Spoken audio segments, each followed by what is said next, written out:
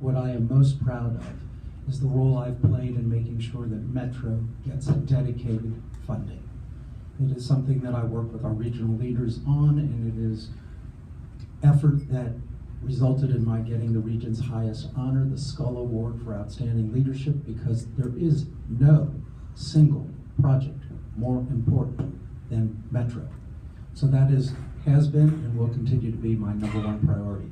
Secondly, I worked with Fairfax County, first council president, first chair of the Transportation Committee, to hold a joint meeting with Fairfax County to focus on fixing the American Legion Bridge.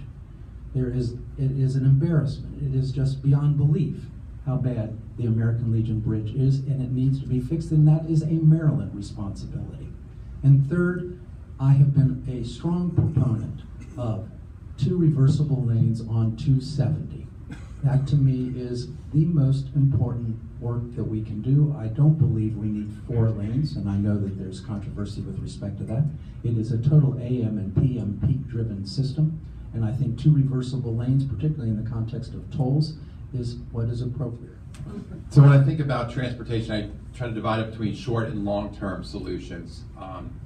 Because long-term solutions include things like extending the red line to Clarksburg, actually creating jobs up county in Clarksburg and Germantown so people don't have to get on 270. But when I think about what can we do on the short term, so what would be my 3 priorities? So one, absolutely Metro is critical to make sure that is reliable, that the Purple Line gets completed on time and on budget. And when it does, we've addressed a lot of our east-west traffic concerns, right, with the ICC and the Purple Line. And so I started thinking about north-south. So what can we do? So I agree with Roger on the reversible lanes on I-270. We should have 2 reversible lanes on I-270. The peak traffic flow is very predictable, and that makes a lot of sense. The other things that I proposed, one, when I think about ride-on buses, ridership is down 6% this year.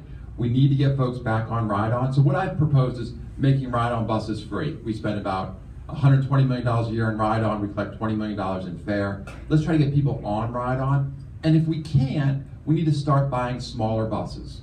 And what you're going to see in the transportation industry, it is changing before our eyes. And so think ride-on bus clashes with an Uber X. And there'll be 12 passenger vans that will be, if they're not picking you up at your door, they'll be walking to the end of the corner.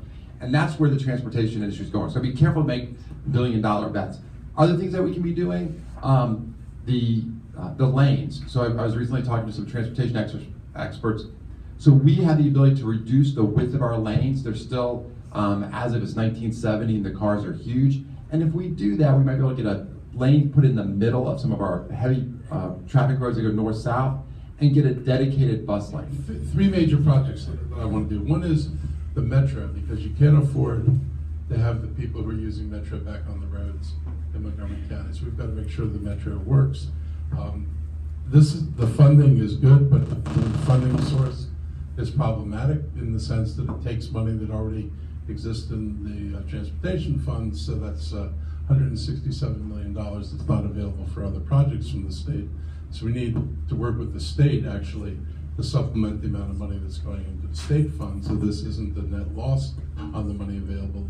I would have preferred that they had found additional source of money so that the funding for Metro did not jeopardize other projects. Also, the reversible lanes on I-270 along with the American Legion Bridge, I don't think you can separate these 2 things because we can speed people south, but you've got to be able to get across that bridge. So if I just bring you to a giant traffic jam on the bridge, that doesn't do much good. So I think these 2 things have to go hand in hand. So it means the 2 reversibles on I-270. It means the reversible on the part of the Beltway that goes from the spur over to the American Legion Bridge.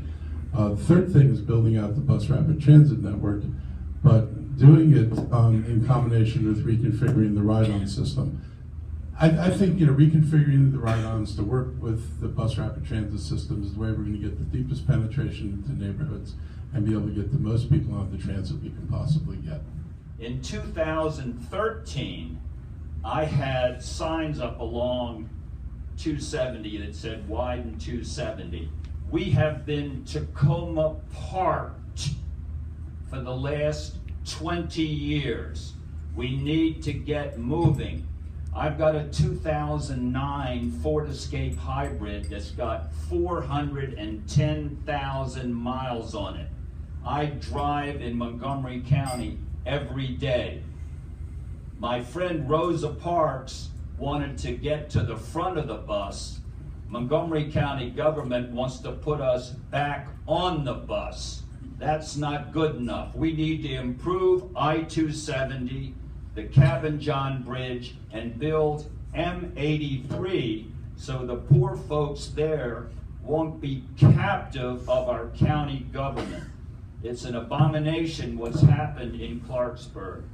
We need to get Montgomery County moving again. And I come at this from a slightly different perspective because I worked at the planning department for more than 13 years. And what I saw is that as we open areas to development, we say we're going to have them in balance, but in fact the growth goes forward and we aren't providing the infrastructure. So I'm very supportive of Metro, and I'm thrilled that we seem to have gotten the funding, guaranteed source of funding from all 3 jurisdictions that we needed to. Very supportive of improvements on I-270. In fact, the planning board just had a briefing on the $100 million of improvements that are starting right now that will improve the horrible intersection at I-370 Shady Grove, I-270, which I'm thrilled about. But the things I really want to look at are BRT, particularly on Route 29, which is where we're already intensively starting that effort, because with SBA there and the new hospital going in up there, we definitely know we need some form of better transit on that side of the county. But I actually want to look at it more broadly, because we know a lot of the traffic that comes down Route 29 is actually originating in Howard, and the elected officials in Howard have expressed interest in fact extending BRT from Howard County all the way into downtown Silver Spring. And so that is one project I would love to work on. And then I would like to work on M83, which for those of you who don't know is the completion of the Mid-County Highway, another 5+ miles to go up to Clarksburg, because when Clarksburg was approved for 14,000 rooftops, we said that it should be phased in until that infrastructure was built. That was in 1994.